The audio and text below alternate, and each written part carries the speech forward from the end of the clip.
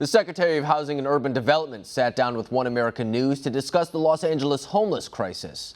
In part 2 of his interview with One America's Stefan Kleinhenz, Ben Carson outlined how the Trump administration is doing things differently when it comes to tackling the issue nationwide. So how is what this administration is doing different from what administrations have tried in the past? Well, in the past, no one has really paid, I think, serious attention to this problem. And we, on the other hand, are looking at all of the possibilities of what can be done, including looking at federal properties and federal buildings where people can be placed. But one of the things that we're also looking at, which complicates it a little bit but is absolutely necessary, is bringing into play the wraparound services. Because we don't want to just perpetuate homelessness and move it from an area that's not so nice to an area that's nicer. That's not really helping. What we want to do is give people the tools to be able to climb the ladder to self-sufficiency at the same time. So what role does the federal government play in all of this? How do you strike the balance between government intervention and empowering local communities? Well, it would be very nice, and it is the case in many communities across the country, that, you know, the city, the municipality, the state take care of these issues. And that's the way it should be, with the federal government being there to facilitate and to help wherever it can. But that's the way our country was actually set up. It wasn't set up so that the federal government takes care of everything. That's the way socialist states work.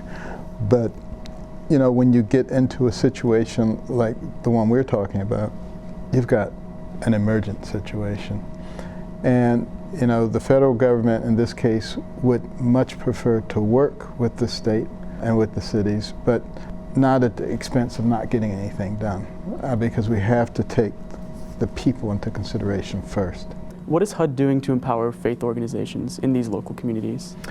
We actually have our faith division right now working with a lot of the people in the faith community there, recognizing, and this is something that a lot of people don't really stop and think about, but a lot of what HUD does used to be what the churches did and what the religious community did, and then, you know, somehow the government decided it could do a better job.